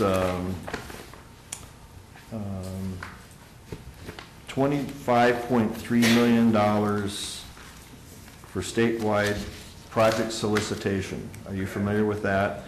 And it says that the counties must put their applications in by November 1st. Okay. And have you contacted the small cities and townships? Because they also have options to apply for up to $750,000 projects, and those are due by December 1st. Yeah, I've only heard from the city of Holly, and they met yesterday talking about this, putting in a project as well, and I believe we would have to sponsor that. That's right. The county would have to sponsor, but I'm wondering though if I don't know about the communication process, how it gets to the small cities and townships. Is that something that you do or can't? I think you should, and then, you know more of the details about it than I do, but I think we should get that out there, that the state has that money available for some road projects. We'll send something out. Very good. All right, that's all I have, Dave. Thank you. Okay, now we can, Commissioner Gross. And I guess in addition to that, in our highway tracking meeting, we were talking about the Tiger grants also. Yes, Yeah, yes. there's a You can 500, report, yeah. yeah, so there's a $500 million Tiger grants that you said you're gonna get out to the Yeah, cities we're too. working with our lobbyist on that as well. Okay, we're gonna, We put 2 projects in on that one being the Glendon project and one being a pavement project in 3 small cities, Comstock, Holly, and Eula. okay.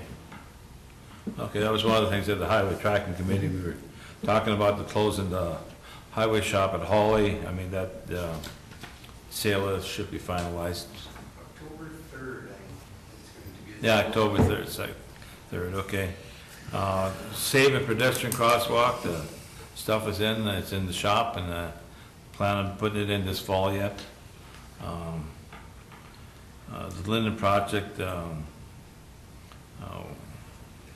we're looking at helping them out with some of these grants that we're looking at, so we're getting together with them and talking about that project. And then the other thing we discussed was what we did today was the pavement management demo.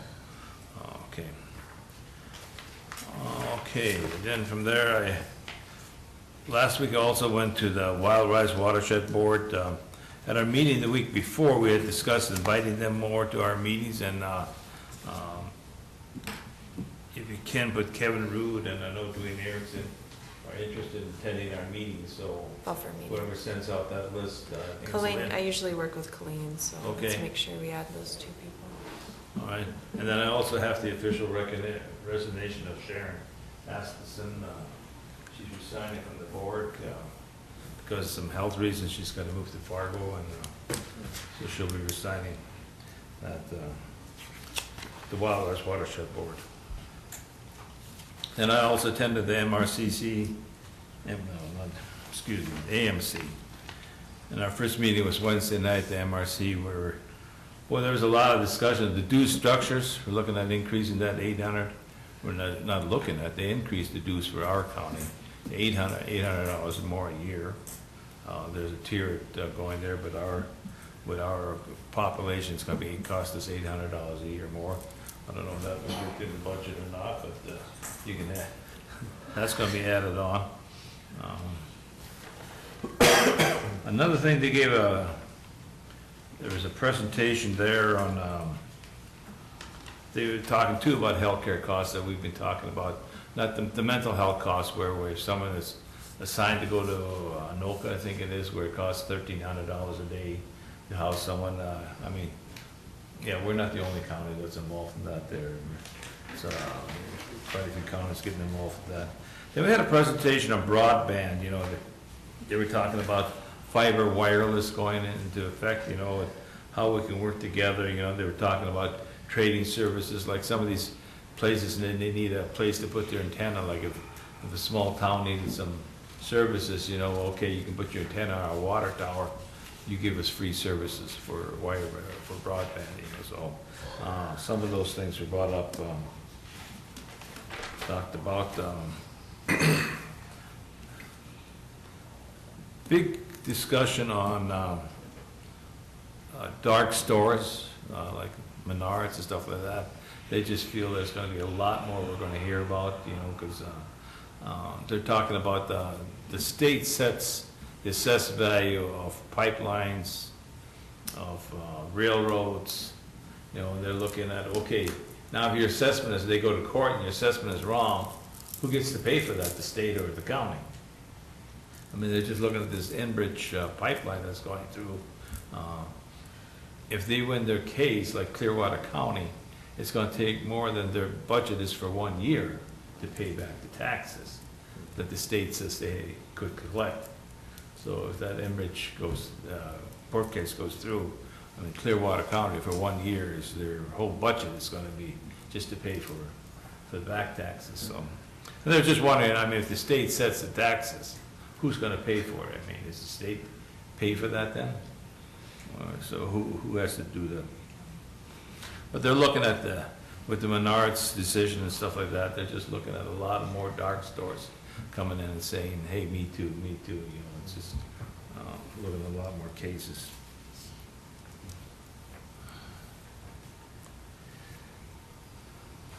And some of the counties are putting money into reserves already, anticipating some of these back taxes that they have to pay. But they also say, well, that's not a very good sign either to do that, because if you're already putting money into a fund to pay these back taxes, it means you're thinking about losing already. So, and they didn't know which way to go on that one either. You know, it's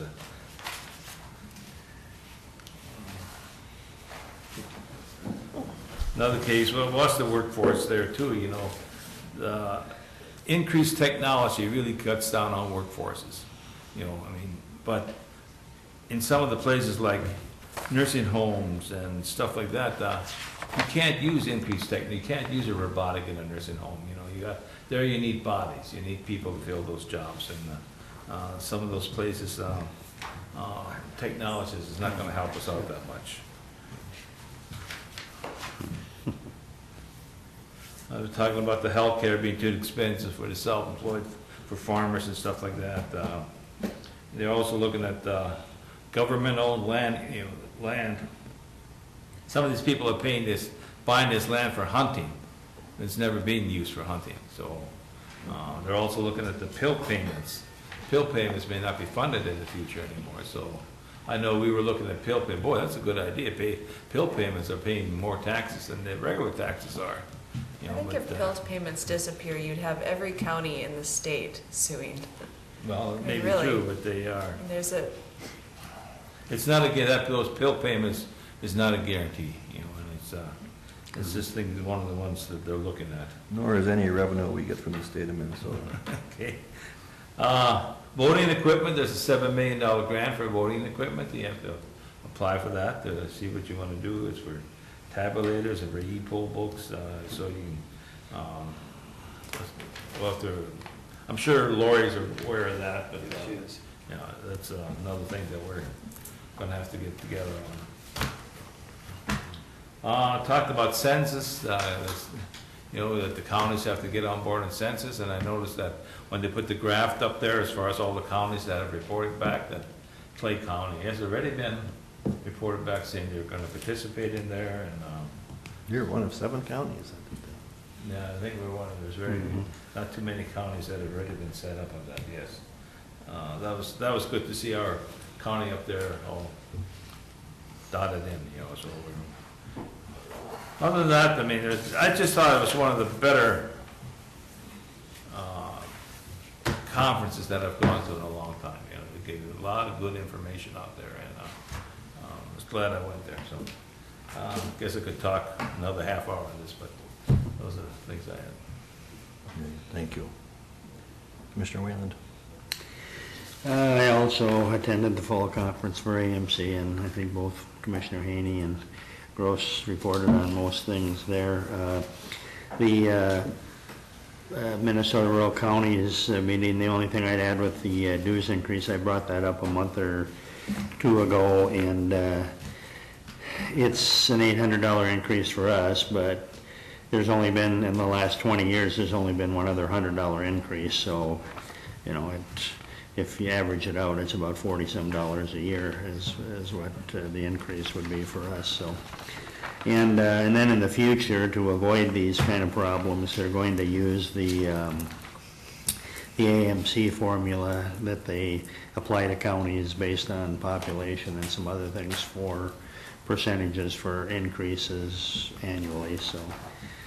And then I attended the Public Safety Committee meetings, and a lot of good information there. I think, like Commissioner Gross said, the entire conference had a lot of good information this time. And public safety, we had some presentations on juvenile detention alternatives, Governor's Task Force on Police and Community Relations, sex offender residency issues, and a report from the Sheriff's Association.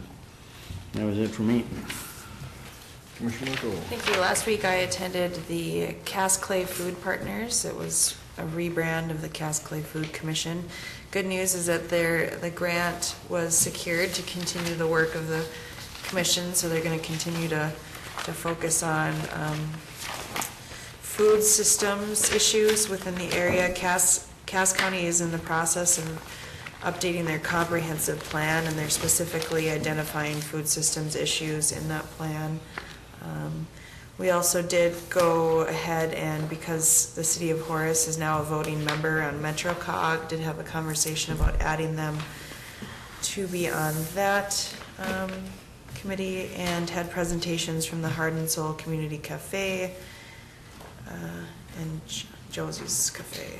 So that concludes that report. I also attended the Soil and Water Conservation meeting. They did have their fall tour last week, and I did mention to them, I think it typically falls on the same time that we have our AMC Fall Policy Conference. They were kind of wondering why we didn't have anyone present, but I told them that's why.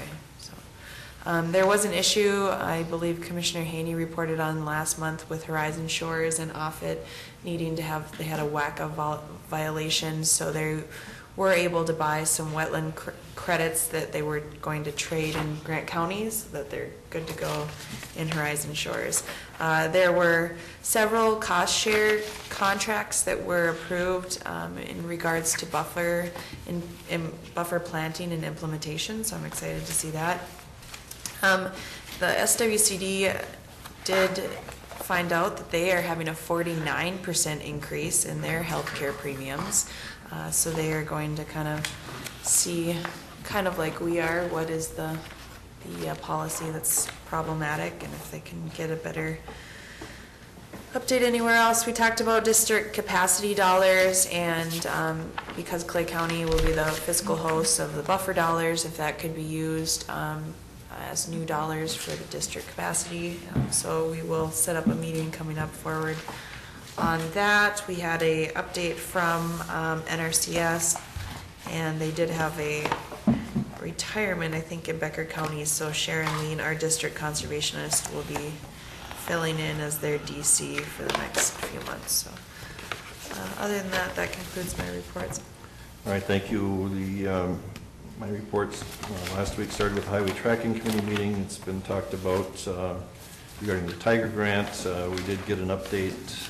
The Sabin pedestrian crosswalk issue, some of that material is now in, and the contract has been let on that to move forward with that, along with the ADA ramps and those types of things, so that's moving along. And then the Association of Minnesota Counties, I'm not going to spend a lot because it's been well reported on the different things. Dave, where there was those issues on transportation, One of the things Commissioner Gross talked about, the census, and when I got that information, it was sent to the board chairs, and I got that, and I turned it over to Mark Sloan and to you right away, and that's why we got, we basically went in and did our process for the registration and being notified and getting all that information, so thank you to you and Mark for doing that. There's also the head of the agency that's dealing with the census also wants to hear from the small cities and towns. I think I even sent you an email while I was sitting in the chair during that the conference, suggesting that we put it on our meeting for Thursday to discuss, because they also are supposed to enroll into that process, so that would be good. And one other last thing, Dave, on local option taxes for transportation that AMC's been putting out. They just put out there which counties have a wheelage tax, which counties have a half-cent local option sales tax or a quarter option, and in their graphic that they've been submitting around the state, they're showing that Clay County has both a wheelage and a half cent. I told them that's wrong. We do have a half-cent sales tax, but it's not for transportation. So Craig and Amy had that in their presentation last night. They told them to take it out of there because it's order approved for a different purpose. right, and so I did mention to AMC staff at the transportation meeting that that was inaccurate, so maybe you just want to follow up with them. Okay, so then after that, then I have the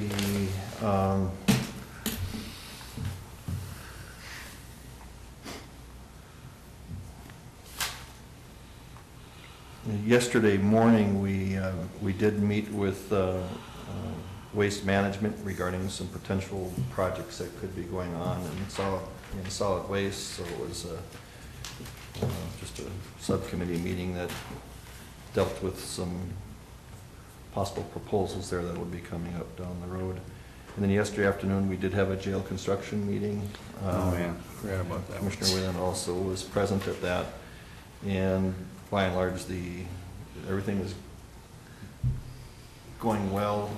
We talked a little bit about a signage plan at one point in time about putting signs in certain corners, and we had a group that's led by Brian and our staff, and they're recommending that we just right now put addresses on the buildings, and there will be one smaller sign right out on 11th Street here that'll indicate a direction to get to the juvenile center. And so we're going to hopefully save some money there in that regard for now, and if we need to do something more later, if we have trouble with people finding those places, then we can deal with it later.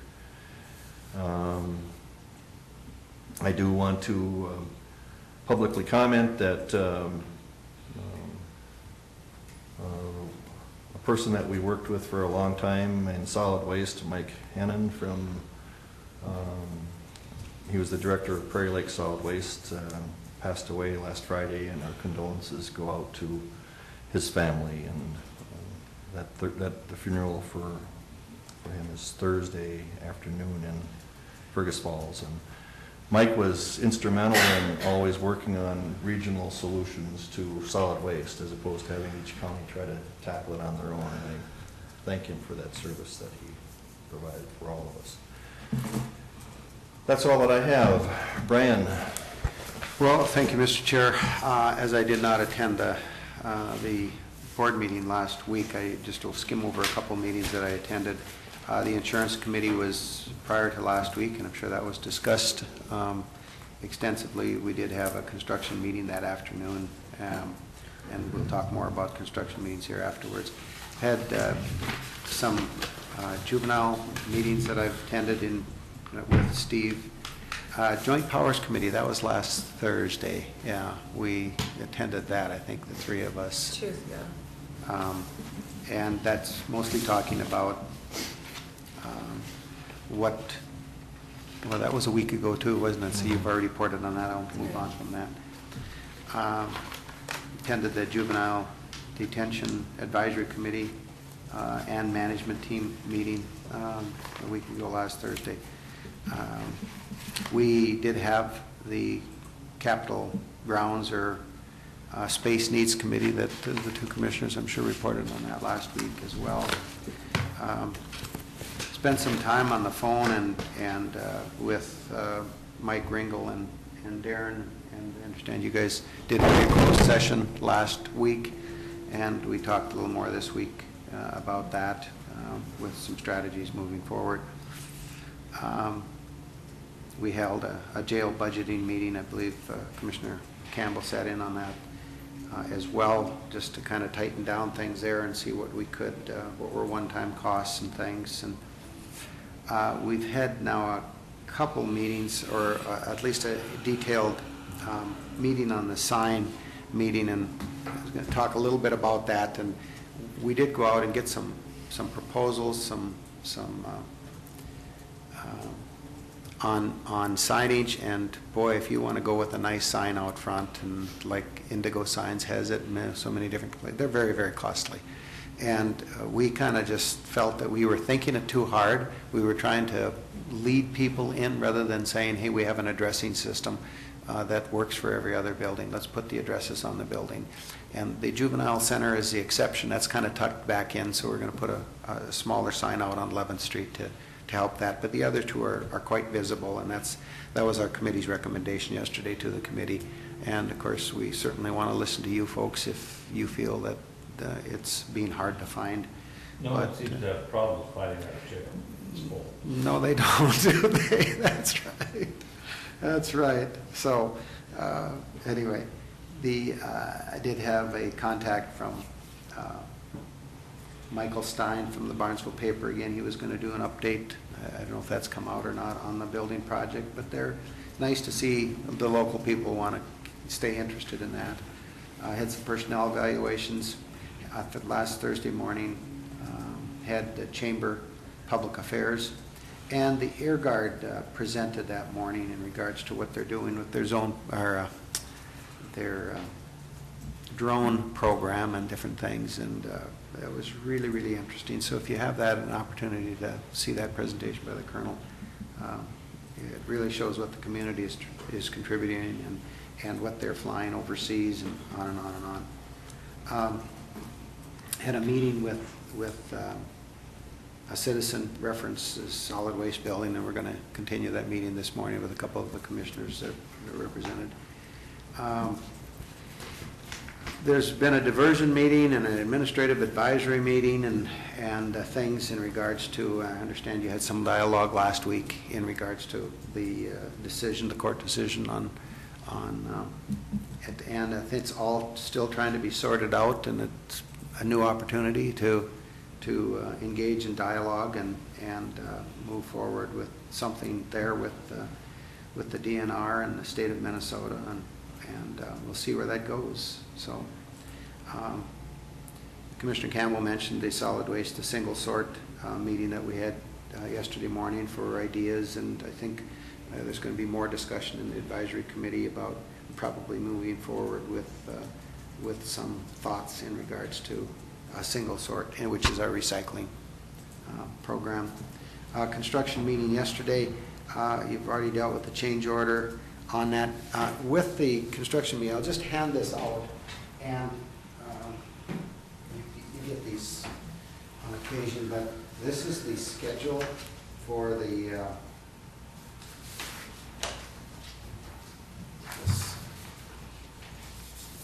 I made several copies here. I wish you already have them. So. Thank you. I haven't. Okay.